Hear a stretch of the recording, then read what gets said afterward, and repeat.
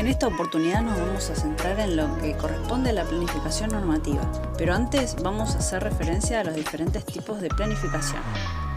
Hasta ahora los más conocidos son 4. Tenemos la planificación estratégica, la planificación operativa, la planificación táctica y la planificación normativa, ¿sí? Cada uno tiene sus matices y sus objetivos principales, digamos. En lo que corresponde a la planificación estratégica es un proceso sistemático y continuo que va a ser utilizado por las organizaciones para definir sus objetivos a largo plazo y desarrollar sus planes detallados para alcanzarlos. El objetivo principal de la planificación estratégica es proporcionar una guía clara sobre cómo la organización va a asignar los recursos y cómo va a tomar las decisiones para lograr sus metas a largo plazo. Por el lado de la planificación operativa, vamos a encontrar que es un tipo de planificación que se enfoca en la implementación detallada de las estrategias y las tácticas necesarias para alcanzar los objetivos establecidos en la planificación estratégica, ¿sí? Se va a situar en los niveles más operativos de la organización. Por otro lado tenemos la planificación táctica, que es un nivel intermedio entre lo que corresponde a la planificación estratégica y la planificación operativa. Este tipo de planificación se va a centrar en traducir los objetivos estratégicos en acciones concretas a niveles diferentes de unidades y departamentos dentro de la organización. Y por último tenemos a la planificación normativa, que es una modalidad de planificación que se caracteriza por seguir un enfoque formal y estructurado para alcanzar objetivos organizacionales. También se conoce como la planificación clásica y se va a distinguir por su énfasis en la formalización de los procedimientos y reglamentos rigurosos en la consecución de metas y objetivos específicos. Este enfoque sigue una secuencia lógica que abarca diferentes etapas, como el diagnóstico, el diseño, la ejecución y la evaluación, centrándose en el deber ser más que en el estado actual. La planificación normativa es un enfoque clásico de planificación que ha sido aplicado en ámbitos públicos y privados desde el año 1940. Esta modalidad busca formalizar el proceso de planificación, estableciendo un camino lineal desde el análisis de la realidad hasta la consecución de metas y objetivos. En el ámbito privado podemos encontrar datos históricos de su aplicación en empresas como Ford, IBM y Johnson & Johnson. Si miramos ejemplos de planificación normativa en la práctica, tendremos diversos modelos que se aplicaron en el ámbito privado, como la teoría de la decisión, la gestión del riesgo, el modelo TQM, Lean Production y Kaizen. En el contexto público existen ejemplos propios de gobiernos en países de América Latina que han arrojado resultados variables, tanto positivos como negativos, destacando la necesidad de adaptación a condiciones reales y consideraciones internacionales. En muchos casos no se cumplieron las expectativas en la práctica de la planificación normativa por la existencia de cierto voluntarismo utópico, reduccionismo economicista y formalismo. La planificación normativa es reconocida como la forma clásica de planificación, pero abarca diferentes denominaciones.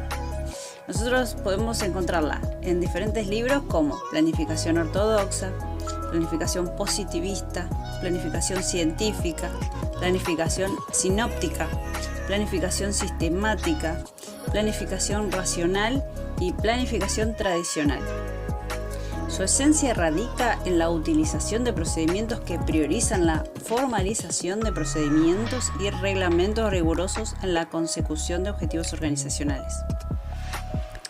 Este enfoque es un proceso decisorio que apunta a estados futuros deseados, marcando por etapas que implican acciones necesarias para lograr metas y objetivos, y van a establecer una dirección lineal desde el diagnóstico para comprender la realidad hasta la situación objetivo deseada, que va a estar reflejada en el plan libre. Si hacemos referencia a las características del enfoque, esta perspectiva sigue una secuencia que abarca el diagnóstico, el diseño, la ejecución y la evaluación, y se va a centrar en el deber ser. Se va a destacar por una secuencia repetitiva de diagnóstico que va a ayudar a comprender la realidad para poder formular pronósticos futuros ¿sí?, para lograr objetivos predefinidos. La planificación normativa tiende a no considerar obstáculos o dificultades en la implementación del plan. Y lo social y lo político van a ocupar un nivel secundario, un papel secundario en este proceso. Este enfoque se va a caracterizar por tener un énfasis en la planificación técnica. Entonces, la previsibilidad de los comportamientos económicos va a ser clave y la centralidad de la lógica en la toma de decisiones. La secuencia lógica de la planificación normativa va a comenzar con el análisis de la realidad y la generación de un diagnóstico para comprender lo que está sucediendo. A partir de esto se va a establecer objetivos, se van a analizar alternativas y se van a diseñar cursos de acción para configurar un plan, ¿sí? Va a haber pasos secuenciados acá. Entonces, el camino hacia los objetivos se va a estructurar por los pasos secuenciales que van a estar documentados en el plan libro. La participación de los expertos técnicos va a ser fundamental en este enfoque, ¿sí?, donde va a predominar la racionalidad técnica y una lectura individual de la realidad que va a ser muy limitada. En ese sentido, nosotros podríamos analizar a diferentes autores. Uno de los más conocidos que hace referencia a la planificación normativa en sus textos es Ander Egg. Entonces, desde la perspectiva de Ander Egg, la planificación normativa se define como un enfoque en el cual un sujeto planificador actúa sobre la realidad, tomando decisiones sobre lo que considera como objeto, que es la realidad económica y social.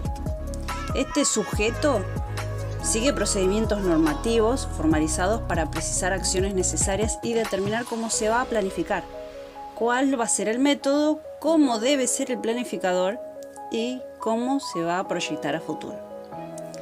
El resultado es un plan formalizado que busca monopolizar sin intervenciones externas, asumiendo que los agentes económicos tienen comportamientos previsibles. Estas, son una de las características. Ahora vamos a explicar lo que corresponde a los supuestos de la planificación normativa. A partir de ahora vamos a hacer referencia a los postulados, que van a ser afirmaciones o principios fundamentales que se consideran como base del marco de la planificación normativa. Estos postulados van a establecer premisas básicas que fundamenten la visión y la metodología de la planificación normativa. Entonces, cada uno de estos postulados va a presentar una declaración clave sobre cómo se concibe y se lleva a cabo la planificación desde esta perspectiva específica. Son los fundamentos claves sobre los que se construye el enfoque normativo de planificación. Número 1. La planificación supone un sujeto que planifica un objeto. El sujeto es el Estado y el objeto es la realidad económica y social. El sujeto y el objeto son independientes y el primero puede controlar al segundo. ¿Qué quiere decir esta declaración? Bueno, que el acto de planificación involucra a un sujeto que está encargado de diseñar y organizar, mientras que el objeto se refiere a la realidad económica y social que se planifica. En este contexto, el Estado es identificado como el sujeto que lleva a cabo la planificación y la realidad económica y social es el objeto de esa planificación. La afirmación sugiere que el Estado, como entidad planificadora, se considera independiente de la realidad que se está planificando y se postula que tiene la capacidad de controlar o influir en dicha realidad según lineamientos de su planificación. En resumen, se establece una relación de control y autonomía entre el Estado como planificador y la realidad económica y social como el objeto de esa planificación. Postulado número 2. El sujeto que planifica debe previamente diagnosticar la realidad para conocerla. A un solo actor que planifica les corresponde un solo diagnóstico, un solo concepto del tiempo y una verdad única y absoluta. Esta afirmación sugiere que el proceso de planificación implica que el actor encargado debe realizar un diagnóstico previo de la realidad que pretende planificar para comprenderla. En este contexto se destaca que un único actor de planificación que está asociado con un único diagnóstico, un único concepto del tiempo y una verdad singular y absoluta. Esto implica, desde la perspectiva de este único planificador, que hay una interpretación exclusiva de la realidad, un enfoque particular del tiempo y una verdad que se considera única y sin relatividad. La idea subyacente es que la planificación en este caso se basa en una comprensión unívoca y exclusiva del entorno que se va a planificar por parte de un único actor. Postulado número 3. Para comprender la realidad y adquirir capacidad de previsión de su evolución futura, es necesario descubrir las leyes de funcionamiento de esa realidad, ¿sí? Ahora bien, si la realidad es un objeto social, su funcionamiento es reducible a comportamientos sociales. En consecuencia, toda la realidad social es explicable por medio del diseño de modelos analíticos, basados en las relaciones sistémicas de causa y efecto, ¿sí? Entonces, la potencia del método se va a verificar por su capacidad de predicción. Toda acción es una acción-comportamiento, excepto la acción del sujeto único que planifica. Esta declaración argumenta que comprender y anticipar el desarrollo futuro de la sociedad implica descubrir las leyes que rigen los comportamientos sociales. Al considerar la sociedad como un conjunto de comportamientos, se propone que su funcionamiento pueda explicarse mediante modelos analíticos basados en relaciones causa y efecto. Se enfatiza en la previsión y en la predicción, que consideran prácticamente como lo mismo, ¿sí? Se evalúa la efectividad del método por su capacidad para comprender predicciones precisas. Sin embargo, se introduce una excepción. Mientras la mayoría de las acciones se ven como comportamientos sociales, la acción individual relacionada con la planificación se percibe de manera única. En resumen, se aboga por comprender la sociedad a través de patrones de comportamiento, evaluar la capacidad productiva de los modelos con una distinción especial para la acción de planificación individual. Bueno, el postulado número 4 hace referencia a que, como el objeto planificado no contiene actores sociales capaces de producir acciones estratégicas, entonces los agentes económicos van a estar sujetos a comportamientos previsibles.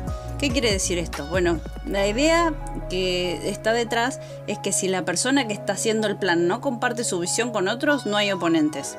En este caso, la planificación se limita a aspectos económicos y sociales, y la eficacia se va a medir principalmente desde una perspectiva económica, y el cálculo se va a enfocar en consideraciones de dinero. La planificación se va a relacionar con diseñar cómo deberían ser las cosas en un contexto donde el Estado va a coordinar centralmente. Entonces el plan se va a enfocar en agentes económicos con comportamientos predecibles en lugar de considerar a personas con estrategias sociales. Postulado número 5. Si la planificación se refiere al diseño de un deber ser, entonces se refiere a una normativa económica y social cierta, donde está desterrada la incertidumbre y los eventos probabilísticos están mal definidos, y donde lo político puede considerarse como un marco restrictivo externo al plan económico-social. Esta afirmación sugiere desde esta perspectiva que la planificación se concibe como la creación de un modelo normativo ideal para la economía y la sociedad, que va a estar caracterizado por la certeza y la eliminación de las incertidumbres. En este enfoque se busca diseñar un deber ser desde los eventos probabilísticos mal definidos que son desterrados, ¿sí? Además, se destaca que lo político se percibe como un marco restrictivo externo al plan económico y social, sugiriendo que las consideraciones políticas son vistas como limitaciones externas en lugar de integradas activamente en el proceso de planificación. Postulado número 6. En el caso estatal, el plan es producto de una capacidad exclusiva del Estado. Todo se reduce a cumplir el plan para alcanzar los objetivos. Se sabe cuáles son los objetivos, los efectos causales y los medios para alcanzarlos. Esta declaración sugiere que en el contexto estatal la planificación es considerada como el resultado de una capacidad exclusiva del Estado. Este enfoque va a enfatizar en la idea de que todo el proceso se simplifica en la ejecución del plan para lograr los objetivos establecidos, ¿sí? Entonces, se va a sostener que los objetivos y los efectos causales esperados y los medios para alcanzarlos están claramente definidos y conocidos de antemano. En esencia, esta perspectiva implica que el Estado asume un papel central en la formulación y ejecución del plan, con una comprensión precisa de los objetivos y los pasos necesarios para alcanzarlos, consolidando así un enfoque más controlado y predecible en la planificación estatal. Si hacemos referencia a las ventajas y desventajas en el uso de la planificación normativa, vamos a centrarnos primeramente en las desventajas. Vamos a encontrar falta de flexibilidad, simplificación excesiva, el ignorar factores externos, ¿sí? Y las limitaciones en la innovación.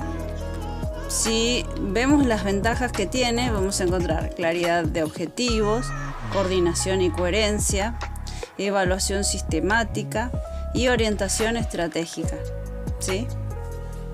Si hablamos de vicios y virtudes de la planificación, vamos a encontrar en los vicios el confundir el mapa con el territorio, ¿sí?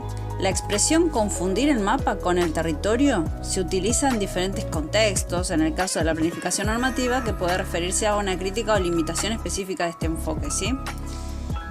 Esto puede significar que quienes adopten el enfoque normativo a menudo diseñan planes y modelos idealizados que en la práctica no pueden ajustarse perfectamente a la complejidad y dinámica de la realidad económica y social. Es decir, que se confía demasiado en los conceptos teóricos y normativos sin considerar adecuadamente las variaciones, las contingencias y los matices en el entorno real. Esta es una crítica que resalta la importancia de reconocer las limitaciones de los modelos y planes predefinidos, ya que la realidad social es inherentemente compleja y puede presentar desafíos imprevistos. Esto implica que la planificación normativa puede caer en la trampa de sobrevalorar la capacidad de sus modelos para representar con precisión la complejidad de la realidad, lo que puede conducir a estrategias inflexibles y en última instancia a una implementación menos efectiva de los planes. Otra expresión que podemos encontrar es el confundir el deber ser con el ser de la planificación.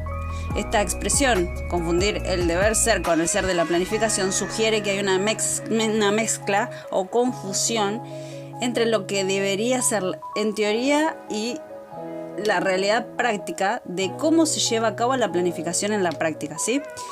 En otras palabras, implica que puede haber una discrepancia entre los conceptos y modelos ideales propuestos en la planificación y cómo realmente se implementan o experimentan en el mundo real, ¿sí? Esta crítica señala que a veces los planificadores pueden perder de vista las complejidades y desafíos del entorno práctico al adherirse demasiado a modelos y conceptos ideales. Puede surgir que en la ejecución de la planificación los factores imprevistos y las dinámicas sociales complejas no se tienden a tener en cuenta, ¿sí? Entonces, esta expresión destaca la brecha entre la teoría y la práctica de la planificación, advirtiendo que la planificación puede ser menos efectiva si no se adapta y comprende plenamente como una realidad en la que se está implementando. Luego podemos encontrar el confundir un enfoque que sirve para prescribir con un enfoque utilizado para describir o comprender cómo se planifica. Esta expresión, ¿sí?, apunta a la confusión entre dos perspectivas diferentes en el ámbito de la planificación. Número 1. El enfoque que sirve para prescribir. Se refiere a un enfoque normativo o prescriptivo que busca establecer cómo deberían ser las cosas. Este enfoque se centra en la formulación de recomendaciones, modelos ideales o planes para seguir el comportamiento futuro. Es decir, que se preocupa por definir lo que se considera correcto o deseable en términos de planificación. Número 2. Está el enfoque utilizado para describir o comprender, ¿sí? Se refiere a un enfoque descriptivo o comprensivo que busca entender cómo ocurren las cosas en la realidad. Este enfoque se centra en observar y analizar los procesos y prácticas existentes sin necesariamente establecer juicios normativos y busca entender la realidad tal como es, en lugar de sugerir cómo debería ser. Esta confusión va a surgir cuando alguien utilice un enfoque normativo para entender o describir cómo se lleve a cabo la planificación en la práctica, ¿sí? Esta confusión puede afectar la efectividad de la planificación al no tener en cuenta adecuadamente las complejidades y realidades prácticas del proceso de planificación. En resumen, la expresión va a destacar la importancia de diferenciar entre un enfoque que establece cómo deberían ser las cosas y otra que se centra en comprender cómo son las cosas en la práctica, evitando la confusión entre las dos perspectivas. Y por último tenemos la reducción excesiva de la complejidad, que es el peligro de simplificar en exceso la gestión al seguir pautas normativas, ignorando la diversidad y complejidad de situaciones prácticas y potencialmente resultando en estrategias inflexibles. La planificación normativa, a pesar de las críticas, va a tener varias virtudes. Entre ellas podemos encontrar la claridad de objetivos, donde la planificación va a establecer objetivos y metas claramente definidos, proporcionando una dirección clara para las organizaciones o entidades que la utilizan. Tenemos coordinación y coherencia. Al seguir un enfoque normativo, las organizaciones van a poder lograr una mayor coordinación y coherencia en sus acciones. Tenemos una evaluación de resultados que va a dar cuenta que se pueden establecer criterios normativos donde la planificación va a facilitar la evaluación de los resultados obtenidos en comparación con los objetivos establecidos. Luego tenemos orientación estratégica, donde la planificación normativa va a poder servir como una herramienta para guiar decisiones a largo plazo.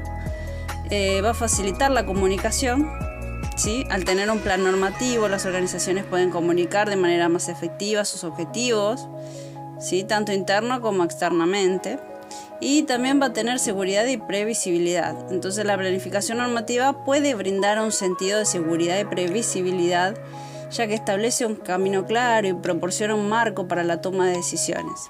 Esto puede ser particularmente valioso en entornos donde la estabilidad y la consistencia son importantes. Bien, aunque la crítica inicial resalta la posible simplificación excesiva y la falta de adaptabilidad de la planificación normativa, estas virtudes demuestran que este enfoque puede tener beneficios significativos, especialmente en situaciones donde se requiere un marco estructurado y una dirección clara, ¿sí? La efectividad de la planificación normativa va a depender en gran medida de cómo se implemente y se adapte a las circunstancias específicas de cada situación. Si quisiéramos resumir la planificación normativa en 6 puntos básicos, diríamos que es un tipo de planificación que se originó en la década de los 40, que se aplicó tanto en ámbitos públicos como privados, cuyo enfoque es formalizado y que se caracteriza por seguir una secuencia formalizada y lógica que va a partir de un diagnóstico y hasta la ejecución y evaluación que se va a documentar en un plan libro, ¿sí? Generalmente hay una gran participación de los expertos y este tipo de planificación se va a enfocar en un ideal, ¿sí? En el deber ser. En general, los obstáculos y dificultades en la implementación del plan no se tienen en cuenta.